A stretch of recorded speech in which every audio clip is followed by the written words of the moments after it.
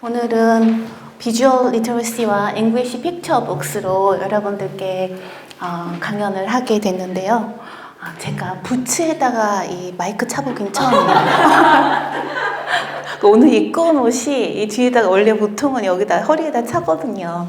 근데 이제 레깅스를 입고 온 바람에 살 수가 없어서 부츠에다가 차고 강연을 하도록 하겠습니다. 감사합니다.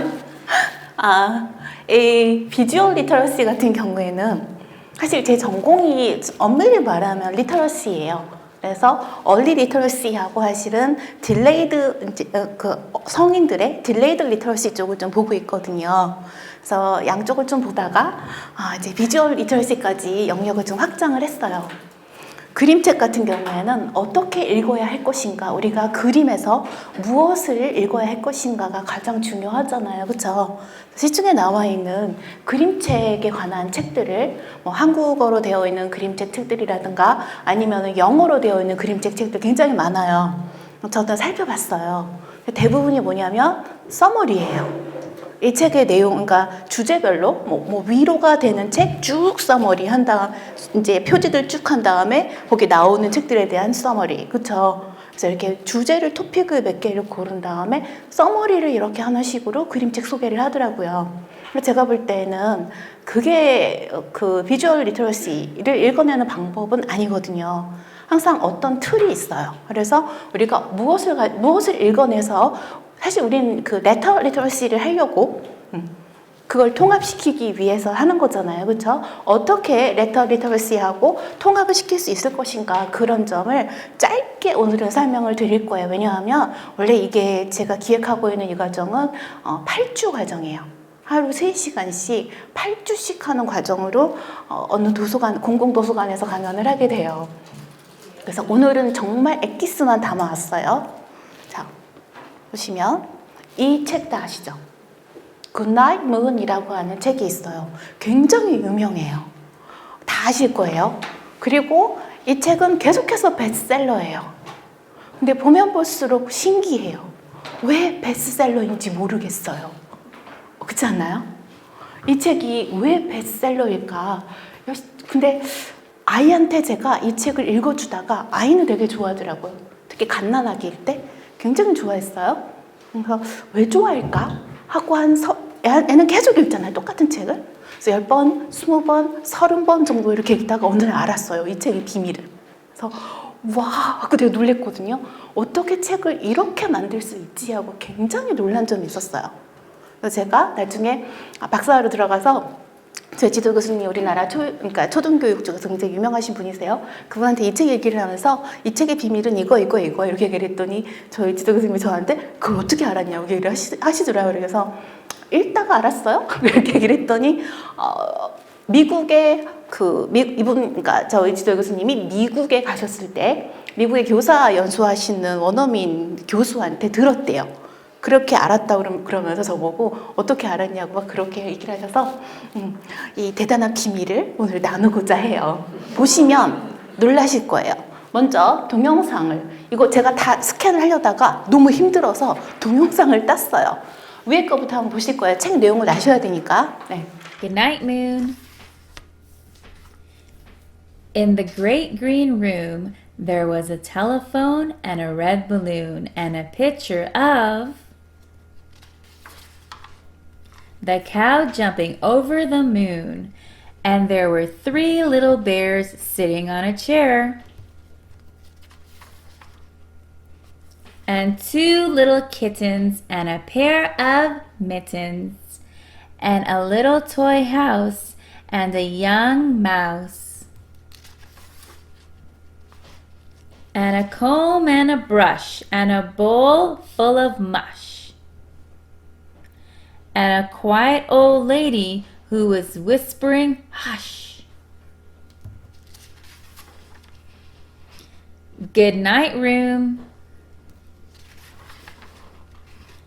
Good night, moon. Good night, cow jumping over the moon.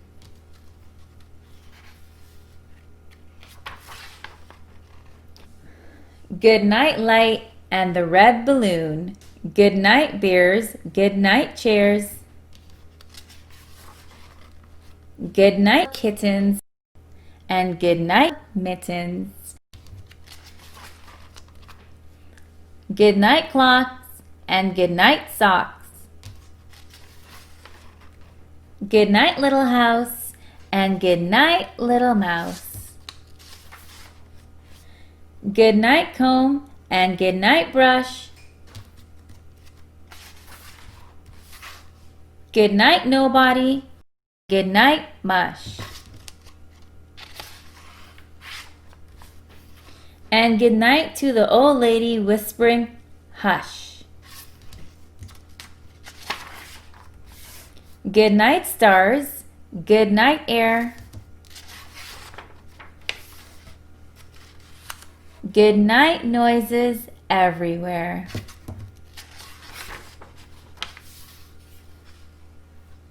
The end. 그럼 이제 보면 되게 단순하잖아요. 그렇죠? 애들이 물론 반복을 좋아하긴 해요. 그리고 이제 마더고스에 나오는 여러 가지 캐릭터들도 나와요. 라임들도 알아채세요. 그렇죠? 근데 가장 큰 비밀은 여기에 있어요. 지금 1947년에 출간된 이후 지금까지 4,800만 부가 팔렸대요. 왜 이렇게 많이 팔렸을까? 보면요. 이 책 보면 컬러와 블랙 페이지가 계속해서 반복되는 거 보셨어요? 그러면 어떨 때 컬러를 썼고 어떨 때 블랙을 썼는지도 보이셨어요? 혹시 여기서 이게 가장 큰 힌트인데 이거 맞추시는 분한테는 저도 선물을 드릴게요. 자, 어떤 페이지에서 컬러를 쓰고 어떤 페이지에서 블랙을 썼을까요? 아시는 분? 집에서 많이 읽어주셨죠? 애들한테. 그쵸? 많이 읽는 책 중에 하나예요. 어떤 페이지가 컬러? 어떤 페이지가 블랙? 제가 페이스북에 썼었어요. 이 책에. 그쵸? 쓴 적 있어요. 이 책의 비밀에 대해서. 네. 워낙 많이 쓰니까 넘어갔죠? 모르십니까? 아무도 왜 어떤 쪽이 컬러이고 어떤 쪽이 블랙인지? 잠자리에 들 때는 약간 비슷하긴 한데, 네. 컬러와 블랙이 사실은 시점 차이인 거 아세요? 3인칭 점지적 시점은 컬러예요.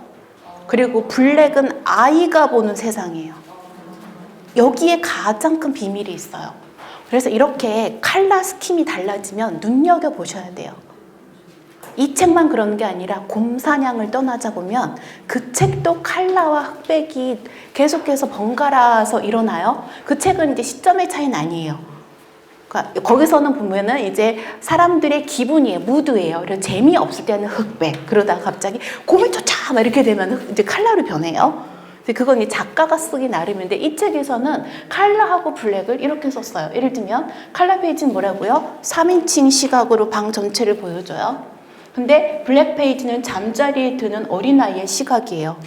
가장 섬뜩했던 건 뭐냐면 양쪽 페이지 이렇게 돼 있잖아요. 여기 아이의 눈 크기예요. 점점 줄어드는 거 아세요?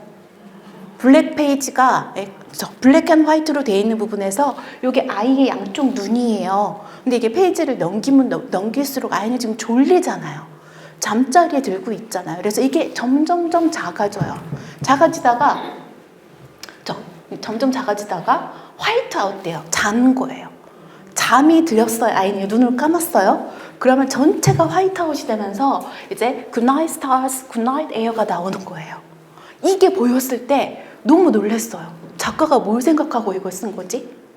어린이 눈호흡에 딱 맞췄잖아요. 잠자리에 들어서 졸리는 아이의 눈높이를 지금 화이트 앤 블랙으로 구현을 해놨잖아요. 그쵸? 그래서 어떻게 이런 생각을 하고 썼을까라는 걸 깨닫게 되는 순간, 야, 1947년부터 지금까지 베스트셀러인 이유가 있구나. 이렇게 촌스러운 색깔임에도 불구하고, 그쵸? 그림책 우린 이쁜 거 좋아하는데 안 이쁘잖아요. 그런데 이런 비밀이 숨어 있어요. 그래서 조그마한 그림책인데 대단하지 않나요? 그쵸? 그래서 이 비주얼 이런 이미지가 아무것도 안 하는 것 같으나 굉장히 큰 역할을 할 때가 되게 많아요. 그러면 어떤 테크닉을 가지고 어떤 접근법을 가지고 그림책들을 읽어야 하는지 이제 본격적으로 들어갈게요. 일단 여기서 사용한 건 뭐냐면 프레이밍이라고 하는 걸 사용을 한 거예요. 우리 프레임이 이거인 건 아시죠? 그렇죠? 그럼 프레이밍 이용을 할 때는 무슨 작가들이 어떤 생각을 하냐면 특정 대상을 빠뜨리거나 포함시키기. 무엇을 보여주고 무엇을 안 보여주느냐의 문제이거든요. 그러면 3인칭 시각으로 보느냐, 아이의 눈으로만 보느냐의 문제도 프레이밍의 문제인 거죠. 그렇죠? 그래서 프레이밍을 더더군다나 뭘 한 거예요? 교차 편집을 했어요. 그렇죠? 그리고 보이는 이에게 특정한 관점을 주기. 우리도 아이의 눈을 통해서 볼 때가 있잖아요. 그럼 아이의 눈을 통해서 방을 보는 경험을 할 수가 있죠. 그렇죠? 이게 프레이밍이에요. 그리고 그림의 특정 부분을 보게 만들기 하고 있죠. 그렇죠? 그리고 또 하나, 도미넌스 또는 세일리언스를 만들기. 요건 다음 장에서 설명을 할게요. 여기서는 요거를 쓰지 않았어요. 그 다음에요, 하나의 개념이나 특징을 부각시키기. 이런 걸로 프레이밍이 그림을 그릴 때, 그림 이미지를 사용을 할 때 이걸 생각을 하고 작가들이 그리고 쓴다는 거예요. 그럼 우리도 읽어낼 때 우리에게 안 보여주는 것은 무엇이지? 또는 어떤 것을 유독 크게 보여주고 있지? 이거를 신경을 써야 한다는 거죠. 그리고 이미지라고 하는 건 항상 시점이 들어가요.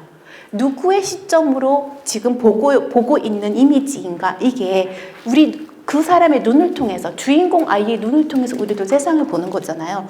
이걸 생각을 하셔야 돼요. 그럼 이제 세일리언스가 뭔지, 하여튼 도미넌스라고 하는 건 지배적인 어떤 것, 세일리언스는 눈에 띄는 어떤 것이란 뜻이에요. 이게 어떻게 보통 표현이 되냐면 이렇게 표현이 돼요. 이거 다 아시죠? 쉰들러 리스트란 영화에서 이 소녀 아이만 혼자 빨간 코트였어요. 나머진 다 흑백이었어요. 얘 하나만 빨간 옷을 입혀놓은 게 뭐냐면 세일리언스라고 하는 프레이밍에 속하는 어떤 테크닉을 사용을 한 거예요. 그러면 사람들이 이 빨간 소녀를, 얘는 대사 없어요. 빨간 소녀를 통해서 어떤 느낌을 받을 수가 있어요? 그냥 무심하게 지나갔던 이 어린 소녀가 나중에 시체 더미에서 빨간 코트를 볼 때 얼마나 잔인한가, 그렇죠? 이런 거에 대해서 더 처절하게 느낄 수가 있잖아요. 그런 역할을 해주죠. 이렇게만 쓰는 게 아니라 비슷한 용법을 그림책에서도 써요. 예를 들면 Footpath Flowers라고 하는 이제 영어 그림책이 있어요. 한국에 번역되어 있어요. 거리의 핀 꽃이라고 하는 제목으로 이제 번역이 되어 있는데, 거기를 보면 맨 처음에 요 빨간 코트를 입은 아이가 꽃을 하나 이렇게 식물을 들고 아버지와 함께 공원으로 들어가요. 나머지는 다 흑백이에요. 근데 얘가 뭐를 하냐면 지나가면서 자기가 부딪히는, 만나는 대상한테 꽃을 줘요, 하나씩. 그럼 꽃을 받은 대상들이 컬러가 살아나요. 지금 죽은 새한테 주고 가잖아요. 그래서 하나하나 이제 꽃을 주고 가요. 그럼 보세요. 컬러가 하나하나 살아나죠. 그러면서 어떻게 돼요? 이제 사방이 모두가 컬러가 되면서 공원에서 나와요. 그래서 이거는 대사 없어요, 이것도요. 그럼 어린아이가 건네는 자그마한 어떤 꽃 하나가 세상을 어떻게 바꿀 수 있는가라고 하는 메시지를 대사 하나 없이 사실은 전달하고 있는 거예요. 그렇죠? 이게 어떤 용법을 쓴 거라고요? 세일리언스라고 하는 그런 테크닉을 사용을 한 거예요. 그렇죠? 자, 그럼 다음 테크닉으로 가보죠. 자, 우리가 그림책을 볼 때는 뭐도 중요해지냐면 모양도 중요해지잖아요. 쉐입스는 이제 세모냐 동그라미냐 뭐 진짜 네모냐, 그리고 라인을 어떻게 처리했느냐의 문제예요. 굵은 선, 얇은 선 또는 선 없는 그림들도 있긴 있어요. 그렇죠? 그런 것들을 어떤 목적을 가지고 이렇게 처리를 했지를 보셔야 돼요. 다 아시죠? 미피도 이제 굉장히 오랫동안 베스트셀러였는데 딕 브루너라고 하는 네덜란드의 작가가 만들었고, 원래 의미는 Little Rabbit이라고 하는 뜻이에요. 작은 토끼라고 하는 뜻인데 1955년에 첫 출간이 됐고 30권 이상이 나왔어요. 이후 전 세계에서 8,500만 부 이상이 팔렸어요. 미피 책은요. 그렇죠? 이 미피 책은 강점이 뭐냐면 이거예요. Primary colors. 애들 책에서는 원색들을 많이 사용을 해요. 아이들이 그게 눈에 잘 띄기 때문에요. 그리고 simple shapes, 아주 단순한 모양들을 사용을 해요. 그리고 heavy graphic lines, 굵은 선들, 이게 특징이에요. 그리고 사실 미피 책이 가장 크게 다른 이전의 책과 달랐던 점은 뭐냐면 이거예요. small book이라서 children's little hands can hold라고 해서 애들의 작은 손에 쏙 들어갈 수 있는 작은 보드북으로 나왔어요. 그전엔 책들이 다 이렇게 크게 나왔던 거예요. 근데 미피 책이 처음으로 이걸 시도했다고 하더라고요. 이런 점들이 아이에게 맞춰서 이제 눈높이를 맞춰준 거죠. 그렇죠? 물론 이 미피 캐릭터를 볼 때마다 사람들이 항상 질문을 하는 건 있어요. 입이 왜 X예요? 이거 있잖아요. 그렇죠? 이거 인터넷 찾으면 되게 많이 나와요. 왜 미피의 모든 가족은 입이 sewn up, 꼬매어져 있느냐라고 묻는 사람들도 있어요. 그래서 막 엽기 이야기도 나와요. 그리고 이 작가는 네덜란드의 이 딕 브루너는 나중에 그런 말도 해요. 헬로키티가 나 카피한 거다.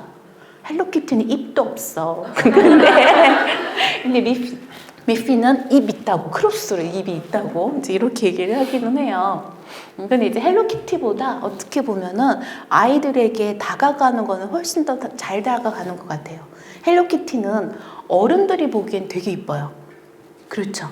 근데 아이들이 자기들의 눈높이하고 맞춘 데 얘가 더 훨씬 더 효과적인 거예요. 여러분들 옛날에 텔레토비 보셨죠? 텔레토비를 보면 뭐가 가장 궁금하냐면 왜 배에 텔레비전이 있지? 그거 아닌가요? 그러니까 텔레비전을 과 아이들의 유대성을 이제 이렇게 알려주기 위해서 텔레비전을 뭐 신체 어딘가에다가 이제 둔 건데 왜 하필이면 배일까요? 혹시 아이들한테 나는 그러니까 만약에 아기 이름이 길동이에요. 그럼 길동이 어디 있어? 이렇게 얘기를 하면 여기 하고 두 팔로 이렇게 착 다기를 앉잖아요. 근데 아기들이 이게 짧아가지고 배를 앉는 거 아세요? 팔이 짧아요. 아기들이 신체 균형이 아직 안 잡혀가지고 그쵸? 이게 아동 심리상 배가 아이의 자기의 자긍심에 가장 큰 영향을 주는 부분이래요. 그래서 뱃속이 따뜻하고 배가 불러야 행복하구나 이런 느낌들이 기본적인 아주 원초적인 기분인데 배에서 나오잖아요. 그 기분은요. 그래서 아이가 나는 기분 좋아요. 나는 좋은 사람이에요. 세상은 다 행복한 곳이에요. 이런 느낌을 주는 가장 직접적인 신체 기관은 배라는 거죠. 그래서 배에다가 텔레비전을 둔 거거든요. 그쵸? 그러니까 왜 하필이면 배일까를 생각을 하셨어야 돼요. 그쵸? 이것도 그래요. 그래서 미피가 인기 있는 이유가 이거예요. 어른들이 보기에 예쁜가가 중요한 게 아니에요. 그쵸? 자, 다음 거 보실게요. 우리 컬러로 넘어가면요. 색상, 채도, 명도 세 가지를 보통 본다고 해요. 그래서 색상은 파장을 조절을 하는 거고 채도는 순도, 그 다음에 명도는 강렬함을 조정을 한다고 해요. 이거는 그림을 그리는 사람들이 이걸 알고 그리더라고요. 디자인 공부하신 분들은 이 개념을 다 아시더라고요. 우리는 이 정도만 볼 거예요. 어느 정도만 볼 거냐면 저 캐릭터 뭔지 아시죠? 땡땡. 그죠? 땡땡은 아주 부드러운 소프트 파스텔 휴즈를 썼잖아요. 그렇죠? 그럼 파스텔 톤을 썼다 구별하셔야 돼요. 그리고 미피 같은 경우에는 뭐라고요? 컬러를요 정말 a few basic colors로 제한했어요. 몇 개 이상 안 써요. 근데 우리가 정말로 아름답게 세상에 있는 모든 색을 다 담는 그림책을 만들 거야. 이게 아이들에게 효과적인 게 아니라는 거죠. 그렇죠? 왜냐면 아이들이 인식할 수 있는 색깔 안에서 노는 거예요. 이게요. 요거 곰사냥을 떠나자는요. 파스텔 톤에다가 틴 라인, 굉장히 얇은 선을 가지고 구현을 했어요. 그렇죠? 그러면 이야기 자체가 곰이 무섭지 않아요. 왜냐면 지금 곰 사냥을 떠나자 그러는데 어린아이들은 곰이 무서울 수 있잖아요. 되게요. 그렇죠? 그리고 이 주인공들도 곰이 무서워서 도망오는 얘기인데 이렇게 파스텔조로 하고 그 다음에 얇은 선으로 처리를 해버리면 그냥 아이들이 평안하게 느낄 수 있는 메시지가 된다는 거죠. 이거는 강렬하게 그리면 안 되는 그림이에요. 이런 그림들은요. 곰을 리얼하게 있잖아요. 아주 무서운 얼굴로 그렇게 그리면 안 되겠죠. 애들한테는요. 그렇죠? 그래서 파스텔조에 얇은 선으로 간 거예요. 자, 이거 제가 번역한 책입니다. 마가렛 와이즈 브라운도 되게 유명한 작가 중에 하나인데 이 작품은 그렇게 유명하진 않아요. 그런데 이제 중국까지 굴을 팔 거야라고 하는 거는 이제 지금까지 우리가 프레이밍하고 세일런스하고 쉐입하고 칼라 봤잖아요. 그렇죠? 그럼 이번에 또 다른 하나의 틀을 보려고 이걸 가지고 온 거예요. 제가 요 그림을 가지고 뭘 하려고 했냐면 각도의 문제. 이미지를 어떤 각도에서 보여주느냐의 문제가 있어요. 그래서 이미지에서 각도는 사람들 사이, 사람과 사람들 사이에 다양한 관계를 전달하는 데 쓰는 거예요. 지금 요거는 보여주는 각도가 딱 클로즈업을 해가지고 딱 이렇게 보여주잖아요. 그쵸? 이것만 쓰이냐면은 이 동화책에서는 보세요. 하필이면 구멍 안에서 굴을 파는 사람을 바깥에다가 두고 그렸죠. 그쵸? 이거 사실 상상력이거든요.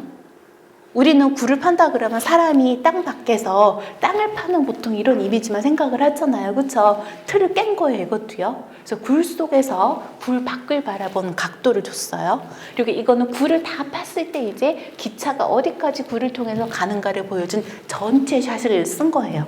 그래서 전체 이거 원래 롱샷이라고 하는데 이 롱샷을 썼느냐 아니면 클로즈업 샷을 썼느냐 그리고 위에서 또는 아래에서 이런 문제들이 앵글과 관련되어 있는 문제들이에요. 다음에요. 요 스톤 수프라고 하는 거 이거는 제가 쓴 영어 동화책이에요. 영어 동화책 제가 21권을 썼는데 사실은 저는 글만 쓰잖아요. 글 작가잖아요. 그런데 작업을 해보니까 디자이너들이 어떤 게 있냐면 말로 이렇게 그려주세요 하면요 의사소통이 잘 안 돼요. 저는 시각형 학습자이지만 그림을 그리는 사람들은 공간형 학습자예요. 그래서 밑그림을 제가 졸라맨으로 그려요. 저는 그림을 못 그리니까 정말로 이렇게 졸라맨으로 제가 밑그림을 그려서 스캔을 해서 이렇게 그려주세요 라고 하는 게 가장 빠르더라고요. 제가 시행착오를 겪어서 알아요. 이 그림은 제가 일부러 이렇게 주문을 했어요. 이걸 안 했을 때는 어떤 일이 벌어졌냐면 이제 더 라이언 앤 마우스를 어떤 분이 그려주셨는데 라이언은 어디에 사나요? 라이언은 아프리카 초원에 살죠. 거기가 사바나라고 불리는 초원이에요. 그런데 정글 안에다가 사자를 갖다 놓은 거예요. 그래서 제가 사자는 정글에 살지 않아요. 호랑이는 정글에 산 호랑이가 있어요. 인도의 호랑이들은 있는데 사자는 아니거든요. 그래서 이 풀숲이랑 나무 다 치워주세요 하고 다시 이제 발주를 새로 했었어요. 필요하거든요. 이런 작업들이. 이거는 뭘 한 거냐면 삼각형 구도로 이렇게 그려주시고 뭘 한 거예요. 각도를. 이 사람이 이제 먹을 걸 달라 그러니까 다 먹을 거 없다고 전쟁이 끝나고 기근이 왔어요. 다 먹을 게 없다고 문을 닫고 들어가는데 삼각형으로 집 문들을 배열을 한 다음에 문을 뱀뱀뱀뱀뱀 이렇게 닫는 거를 그려달라고 이건 제가 주문을 했어요. 그래서 이렇게 구현을 해주신 거예요. 그럼 이거는 지금 무슨 얘기를 하고 있는 거냐면 이야기하고 이 앵글을 이렇게 함으로써 이야기하고의 시너지가 얼만큼 나타나는가의 문제예요. 그래서 이 사람이 문을 다 이 병사가 솔저가 문을 모두 닫고 들어갈 때 느끼는 거절당하는 그 느낌을 극화시키고 싶어요, 이미지로. 그러면 이렇게 문을 닫고 들어가는 이미지가 문 하나 닫는 것보다 훨씬 더 극적이죠. 문들이 평행으로 이렇게 닫히는 것보다도 훨씬 더 극적이잖아요. 이게 앵글이 가지고 있는 힘이에요. 그렇죠? 다음에요. 터널. 이제 새로운 걸로 넘어가요. 굉장히 제가 좋아하는 안소니 브라운의 작품이에요. 이 터널 안에 들어가면 사실 이 터널이라는 작품 제가 굉장히 좋아하는 이유가 있는데 자켓부터 이제 일러스트레이션이 들어가요. 이게 오빠하고 여동생의 얘기잖아요. 그럼 자켓에 처음에 시작하기 전에 오빠가 갖고 노는 공하고 그 다음에 아이가 읽는 책, 이 여자애가 읽는 책이 따로따로 있어요. 맨 마지막 재킷엔 보면요 둘이 같이 붙어 있어요. 그래서 이게 둘이 안 친했다가 마지막에 친해지는 얘기인 거예요. 이런 계산을 다 해요. 재킷에까지 다 해요. 근데 이 책은 좋아하는 이유가 저는 다른 데 있어요. 얘가 오빠를 따라서 터널로 들어가니까 다른 것이 나오는데 이게 이제 여자아이가 이렇게 누워서 자고 있으면 오빠가 늑대증 가면을 쓰고 들어오잖아요. 그쵸? 그럼 저기 그림 보이시죠? 그림이 뭐예요, 뭐요? 빨간 모자. 그림 보이죠? 근데 그거를 여기서 다시 한번 재현하고 있죠. 그쵸? 그리고 옷장 안에 빨간 그 후드 있잖아요. 이것도 삐쭉 나와 있죠? 괜히 삐쭉 나온 게 아니에요. 그럼 지금 요거는 뭘 하고 있냐면 이거 사실 인터텍스추얼리티라고 불리는 거예요.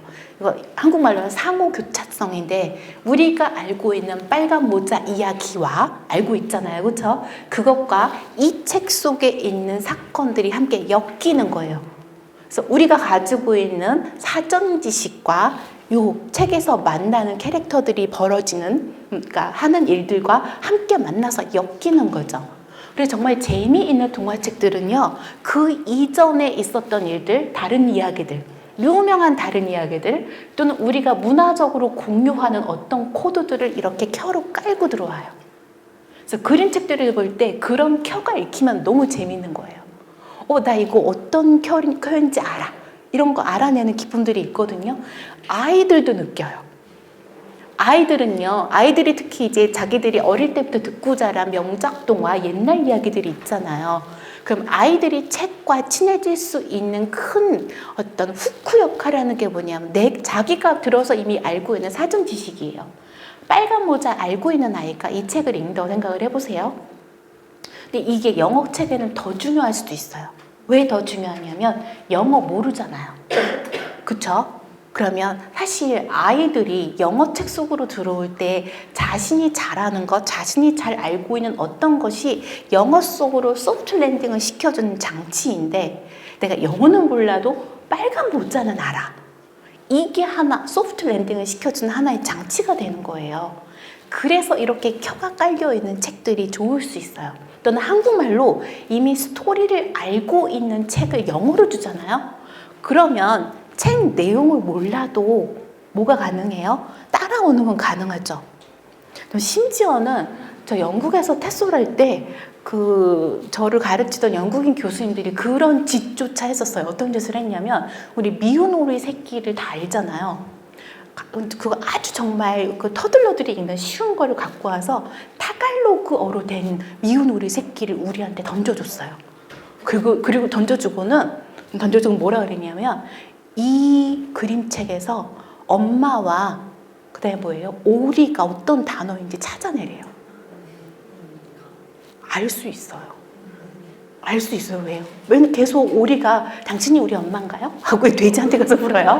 그쵸? 그 다음에 또 뭐예요? 소한테 가서 당신 Are you my mother? 이거 계속 묻는 거예요. 이거를요. 원래 어린이책은 이걸 반복을 하잖아요. 그럼 책을 몇 장을 읽다 보면은 이 단어가 엄마야. 이걸 알 수 있는 거예요. 발음할 수도 없어요. 그쵸? 문자 모양만 우리는 알 수 있는데 그게 가능하잖아요. 그러면 어떤 걸 우리가 이해해 볼 수 있냐면, 어린아이들이 어떤 심정으로 영어책을 읽겠는가를 한번 체험을 해볼 수가 있어요. 그래서 아이들이 우리가 마치 타갈로그 그림책을 보는 것 같은 이 심정으로 영어책을 보고 있었구나.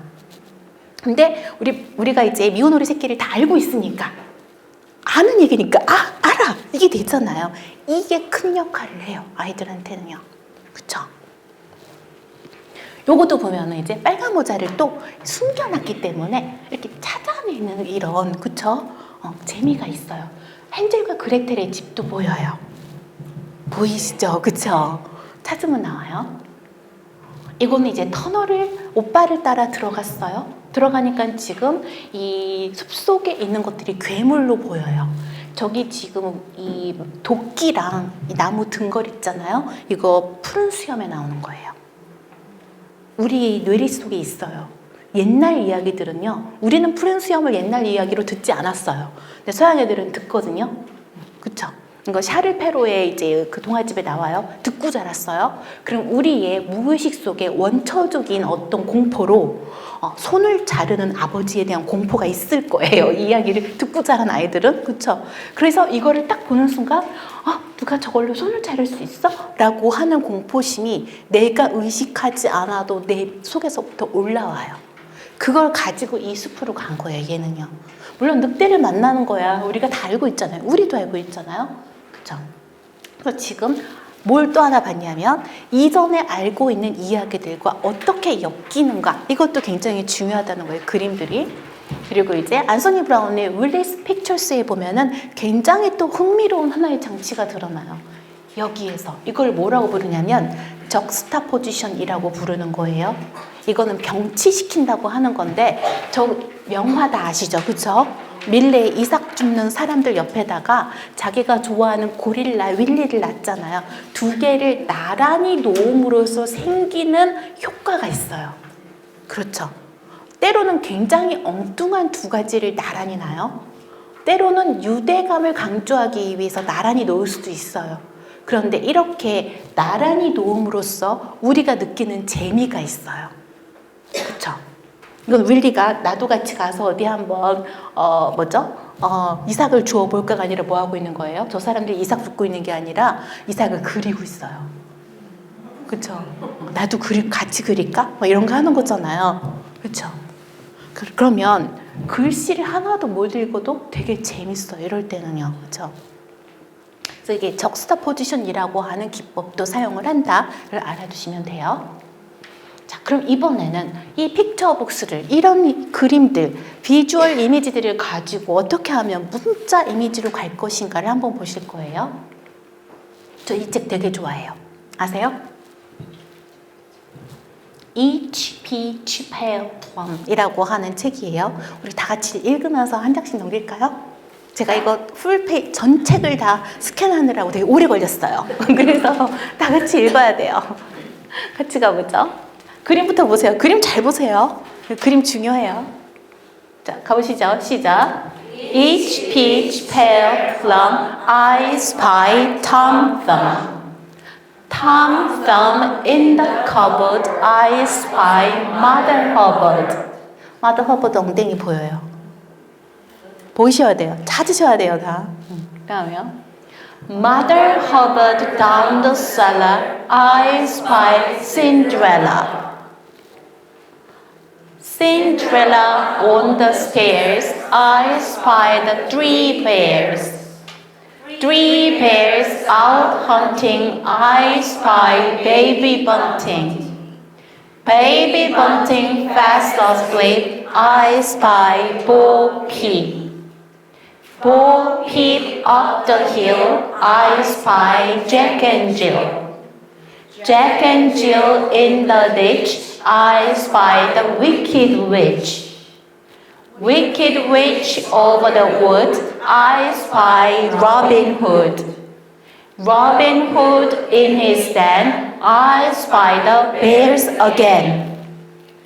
Three bears still hunting, they spy Baby Bunting. Baby Bunting safe and dry, I spy Plum Pie. Plum pie in the sun, I spy everyone. 이렇게 나오죠, 그쵸? 그러면 이 책의 구조를 한번 보세요. 물론 라임 되게 재밌어요. 즐거워요, 그쵸? 그런데 그림마다 뭐가 있냐면 이 언급되는 두 대상들이 다 하나가 있고 숨어있는 애가 있어요. 그리고 이 애가 다음 장으로 넘어가면 전면으로 나오죠, 그쵸? 그래서 계속 꼬리에 꼬리를 물고 넘어가게 돼 있어요. 그림을 보는 재미도 있고 이야기를 읽는 말로 이거를 읽는 재미도 있어요. 보시면요. 이게 전체거든요. 그러면 이 끝에 지금 라임이 어떻게 맞추고 있는지는 보이실 거예요. 영어 학습에는 이 라임이 굉장히 중요해요. 음소가 굉장히 중요해요. 한국어는 음소 레벨이 그렇게 중요하지 않은 거 아시죠? 한국어에서는 파닉스 안 배우잖아요. 우리가 파닉스라고 조금 가장 비슷한 파닉스를 배우는 거는 뭐냐면 기억 써놓은 다음에 하는 거 해봤죠? 이럴 때요, 그쵸? 요게 사실은 파닉스예요. 파닉스인데 한국어는 문자가 굉장히 투명하기 때문에 할 필요가 없고, 그쵸? 여러 가지 이유가 있어요. 그래서 한국어는 파닉스를 안 하는데 있긴 있더라고요. 앱으로 만드신 분이 있어요. 대전에 있는 어떤 분이 앱으로 만드신 거, 그러니까 한글을 이렇게 음소 레벨로 나눠서 익힐 수 있는 그런 앱들을 만드신 건 봤는데 한국 아이들은 그거 없어도 잘 익힐 수는 있거든요. 어떤 아이들이 그걸 쓰고 있냐면 난독증 걸린 아이들 쓰고 있고요. 네. 그리고 다문화 가정 아이들. 그걸 가지고 공부를 하면 한글 늦은 아이들이 그걸로 굉장히 큰 도움을 받을 수가 있어요. 왜냐하면 남들이 이미 거의 다 배워가지고 초등학교 입학하잖아요. 그런데 이미 아무것도 안 배우고 들어온 아이들은 다른 아이들한테 처지고 있는 거잖아요.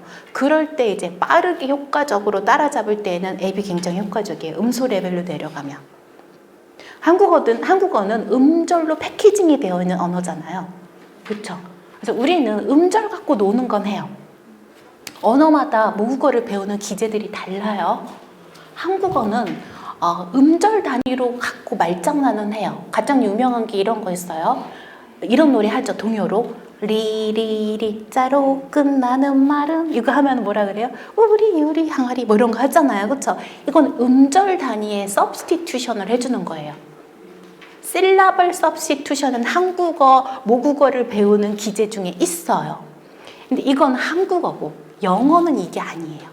그래서 너서리 라임으로 서양에서 사람들이 무엇을 해주는가가 그게 그 언어를 배우는 기본적인 채널인 거예요.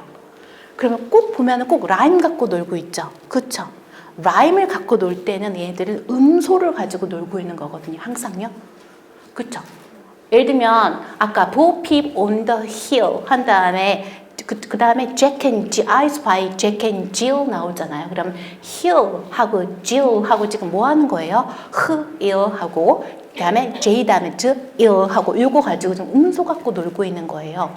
요 음소 인식들이 생겼을 때 문자 세계로 데리고 오는 게 가능해져요. 그래서 그렇게 열심히 뭐라는 거예요? nursery rhyme을 불러주는 거예요. 한국 아이들은요, 귀가 발달된 아이들이 있고 아닌 아이들이 있어요. 뭘로 알 수 있냐면 닥터 소스를 좋아하는 한국 아이들은 청각형 학습자들이 많아요. 그 아이들을 음소 갖고 놀라 그러면 되게 즐겁게 놀아요. 이거 싫어하는 아이들은 아니에요.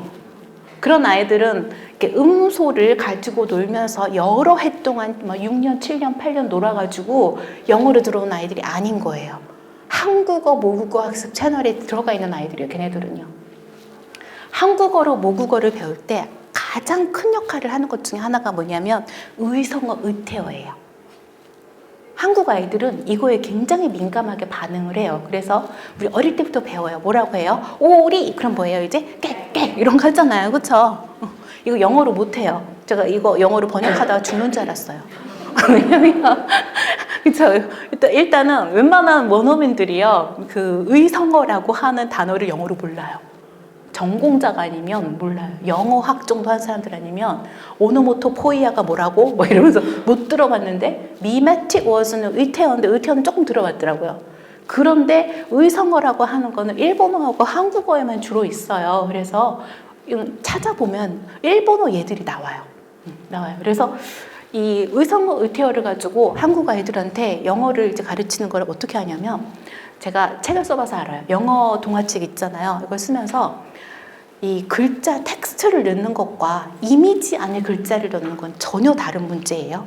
왜냐면 그림 안에다 글자를 넣으려면 디자인을 하는 거예요. 그건요. 근데 디자인으로 의태어, 의성어를 페이지마다 하나씩 다 넣었어요. 일부러 영어로. 그런 다음에 책 한 권을 처음 아이들한테 영어를 딱 읽어주잖아요. 그러면 자, 뭐가 기억났냐고 물어볼 거 아니에요. 그럼 아이들이 의성어, 의태어만 기억을 해요. 그래서 예를 들면 그 돼지 삼형제 있잖아요. 그 영어를 딱 읽어줬어요. 그럼 거기서 늑대가 배가 고파서 이렇게 갈 때 배가 왜 꼬르륵 꼬르륵 하는 소리 있잖아요. 그 영어로 뭐라 그래요? 그라울 그라울 이렇게 얘기를 하거든요. 그게 이제 그라울 그라울이 이미지로 디자인으로 들어가 있어요. 그 아이들이 책을 처음 딱 읽으면 뭐라 그러냐면 울프는 알잖아요. 그 울프가 어떤 소리를 했냐면 걔네들은 진짜 소리를 내다 못하니까 What does the wolf say? 이렇게 얘기하면 걔네들이 뭐라고 하냐면 그라울 그라울 요거는 딱 기억해요. 처음에. 이건 뭐냐면 자기들이 모국어를 배우는 기제를 가지고 영어로 들어오고 있는 거예요. 그래서 어떻게 브리징을 해주느냐는 사실은 한국에서 영어를 가르치는 사람들의 몫이에요. 영어로 영어를 가르치는 사람들은 한국 아이들이 어떤 기제로 모국어를 배우는지 몰라요. 그쵸? 그러니까 이 작업은 사실 우리가 해야 되는 거예요. 그러면 선생님들이 이걸 쭉 보다가 의성어 의태어네? 한 다음에 끌고 들어오는 장치들, 문자로 데리고 오는 장치들 있잖아요. 이런 것들을 하나씩 주셔야 돼요. 일단 여기서도 보면은 이제 아이들한테 이거 다 하라고 하시면 안 돼요. 처음에는요. 문자로 그냥 데리고 들어올 수가 없어요. 일단 이 마더고스 캐릭터들이 이 이치피치 페어플럼에는 푸딘 원북 한 캐릭터가 다 나오죠. 뭐 여기 로빈 후드는 여기 캐릭터 아닌데 나와요. 그쵸? 그다음에 그러면서 모두가 모여서 하나의 스토리를 만들고 있고 rhymed with each other 서로 운을 맞춰놨어요. 그리고 하나의 이야기가 다른 이야기를 넘어가면서 서로 어떻게 되고 있어요? 아이스파이로 적스타포즈가 되고 있어요. 이 장치를 그림과 글에 다 녹였어요. 그림과 글의 시너지가 굉장히 뛰어나요. 그러면서 인터텍슈얼리티도 있죠. 그쵸? 마더고스를 갖고 왔으니까. 그리고 재밌어요. 굉장히 괜찮은 책이에요. 그래서 prior knowledge, 사전 지식 갖고 왔어요. 스토리 자체도 재밌어요. 이미지도 즐겁잖아요. 라임도 맞아요. 4개를 모두 다 한 책에다가 이제 nicely 패키지들 한 거예요. 그쵸? 넣어놨어요. 그래서 좋은 책이라고 말씀을 드리는 거예요. 그러면 우리가 픽처북에서 봐야 할 것들은 이것들이라고 제가 말씀을 드렸죠. 그쵸? 이게 8주 과정에 가면 한 주씩이에요. 사실은요. 한 주씩으로 갈 건데 제가 엑기스만 말씀드린다고 했잖아요. 그쵸? 그림책의 숲으로 들어간 다음 이건데 아니 앞에 뭐가 빠졌네요. 여기 라임이 하나가 안 나오네요. 원투 펀치가 안 나오는데요. 아까 있었는데 빠졌어요. 뭘 하려고 했냐면 요걸 보실게요. 라임하고 보통 이제 영어 하는 사람들 중에 뭐를 헷갈려 하냐면 이게 운을 맞춘다 할 때 라임이 스펠링이 어떻게 됐었어요? R-H-Y-M-E 라임이죠. 그리고 R-I-M-E 라임도 있어요. 이 두 개의 차이를 아시는 분? 이 두 개가 달라요? 저는 어려운 질문만 하는군요. 그렇죠? 이 두 개의 차이를 아시는 분? 이것들은 지금 R-H-Y-M-E 라임을 맞춰놓은 거예요. 하나의 글이나 하나의 노래에서 끝을 맞추는 건 지금 라임을 맞춰놓은 거잖아요. 그렇죠? 이게 라임이 맞아요. 그런데 우리가 한 단어 안으로 들어와서 첫 소리와 끝 소리를 맞출 때는 온셋하고 라임을 얘기를 하거든요. 요때 나오는 게 뭐예요? R-I-M이에요. 그렇죠? 처음에 아이들한테 영어 단어를 가르칠 때는요. CVC 단어, 자음, 모음, 자음으로 된 단어만 써요. VC 안 써요. 왜냐하면 영어는 V가 되게 어려워요. 그러니까 모음이 굉장히 난이도가 높아요. 그래서 절대로 VC부터 주지 않아요. CVC부터 주셔야 돼요. 이름절. 그래서 캣이 대표적인 이유가 자음, 모음, 자음이잖아요. 그렇죠? 그러나 이거를 세 개로 하지 않아요. 어떻게 해요? 크 한 다음에 S로 해요. 크, 에트로 하지 않아요. 왜요? 그 블렌딩에 있긴 있어요. 근데 그건 별개 얘기고 처음에 우리가 이 문자를 인식을 할 때에는 크하고 앳 이렇게 가야 돼요. 왜냐하면 AT라고 했을 때 문제가 있어요. 어떤 문제? A가 발음이 A만 있지 않아요. 모음 A의 발음은 너무 많아요. 그렇죠? 에도 있고 A도 있고 아도 있고 되게 많잖아요. 그런데 AT는 발음이 모두 다 앳이에요. 규칙성은 여기서 생겨요. 우리가 파닉스는 규칙성 때문에 하는 거잖아요. 그렇죠? 그럼 아이들을 규칙을 배워서 술술 읽게 만들고 싶어요. 그러면 아트 이게 캣이 아니라 크하고 AT가 나왔을 때 얘가 뭐라고 읽는 거예요? at이라고 읽는 거예요. 그렇죠? 이게 규칙성이에요. 그래서 요런 이 온셋하고 라임이 딱 나오면 처음에 뭐 시키냐면 CVC 중에 C만 인식하는 것부터 가르쳐요. 그래서 B로 시작하는 단어들 또는 뭐 A로 시작하는 단어 이런 거 있잖아요. F로 시작하는 단어들과 다른 자음으로 시작하는 단어들 카드를 쫙 훑어놓은 다음에 이 중에서 F로 시작하는 애만 가지고 오세요. 이러는 거예요. 그럼 뭘 한 거예요? 처음에 자음만 구별하기만 한 거죠. 이게 인지적인 부담을 줄여가면서 아이들을 문자의 세계로 데리고 와주는 방법이에요. 저 같으면 그렇게 해요. F의 나라로 오세요. 막 이런 다음에 F의 나라로 들어오는 노래를 막 만들어요. 노래 만들었었어요. 그런 거 뭐 문지기 문 열어라 이런 거 있잖아요. 그 영어로 적힌 거 있어요. 그죠? 그 영어로 막 가사를 제가 써가지고 F를 갖고 오면 도장 찍어주고 이렇게 하면서 애들은 처음에 F만 인지시키게 하는 거예요. 이게 쉬운 것 같죠? 절대 아니에요. 성인한테 제가 한국어를 가르쳐 봤는데 성인들이 즈하고 츠하고 구별하는 거 굉장히 어려워요.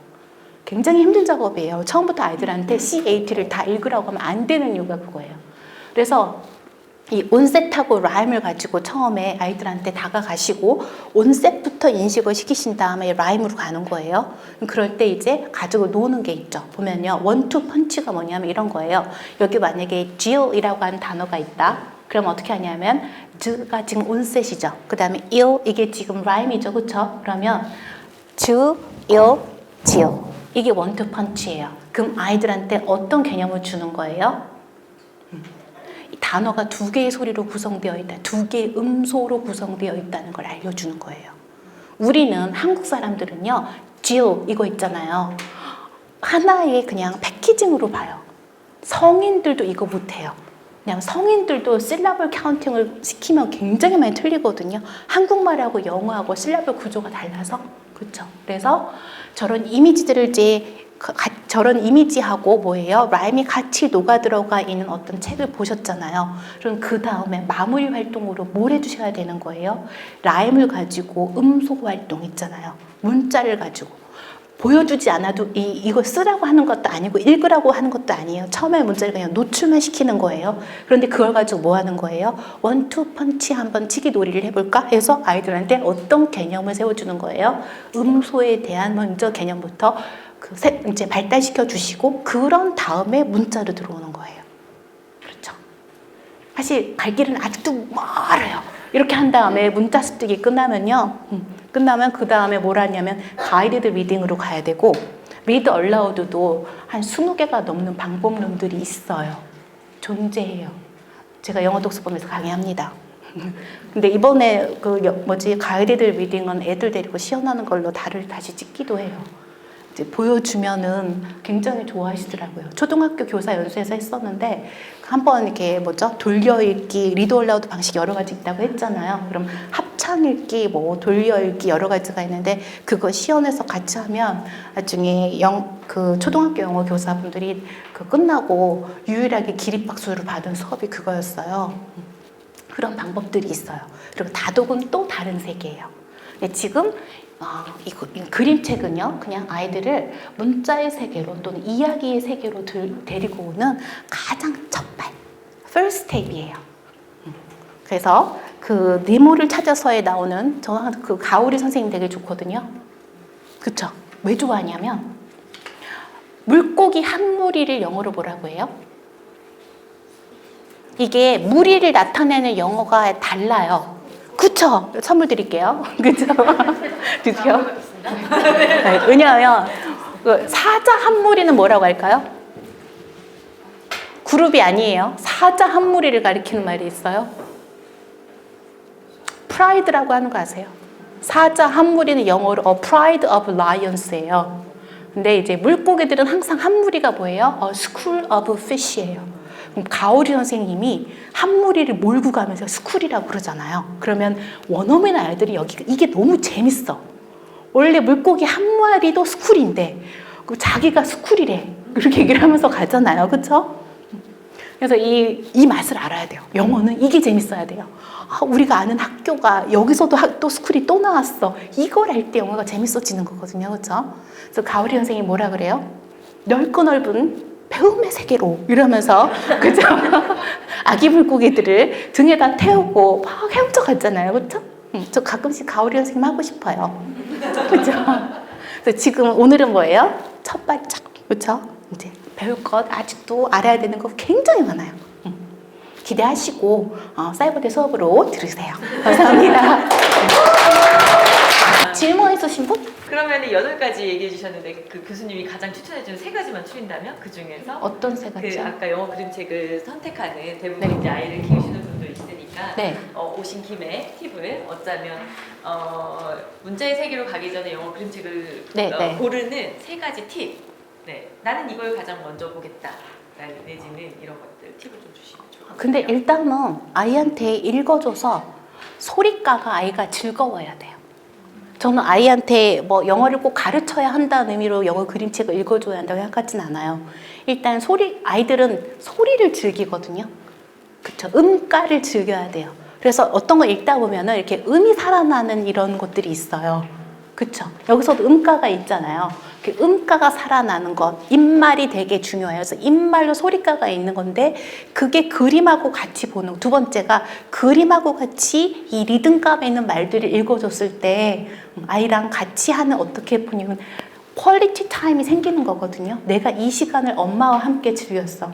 그리고 저는 종이책 3번째 굉장히 중요하다고 생각해요. 왜 중요하냐면요. 종이책은요. 문자 습득에서 아이들이 꼭 뭐가 있어야 되냐면 핑거링을 해봐야 돼요. 손으로 이렇게 해봐야 돼요. 손으로 글자가 있는 부분, 처음에는 그 글자가 거기에다가 외워요, 아이들이요. 엄마가 읽어주는 걸 듣다가 손으로 그거를 그어봤을 때 문자 습득에 굉장히 큰 도움이 돼요. 그래서 핑거링이 빠지기 때문에 어떻게 보면은 에듀케이셔널 테크놀로지의 결정적인 결함이 핑거링이 없어 이거거든요. 옛날에 스토리 큐브라고 여기다가 이렇게 쏴주는 이런 장치 있었어요. 그 장치 지금 아무도 안 쓰잖아요. 문자 습득에 도움 안 돼요. 왜냐하면 핑거링을 할 수가 없어요. 아이들을 내가 문자를 익히기 위해서 책을 읽힌다라고 할 때에는 아이가 만질 수 있는 책이어야 돼요. 그 아이패드도 만지면 터칭하면 넘어가지 않느냐? 아니요, 그건 미디어 리터러시에는 그게 도움이 되겠지만 문자는 이렇게 눈이 가는 방향으로 손으로 만져야 돼요. 그래서 아이들한테는 종이책이 굉장히 중요해요. 이게 세 번째예요. 첫 번째가 뭐라고요? 입말이 즐거워야 돼요. 두 번째는 그림하고 어우러져서 보기에 즐거워야 돼요. 세 번째가 뭐라고요? 핑거링이 가능해야 돼요. 이렇게 세 가지요. 감사합니다. 네, 다시 한번 생각해 주시면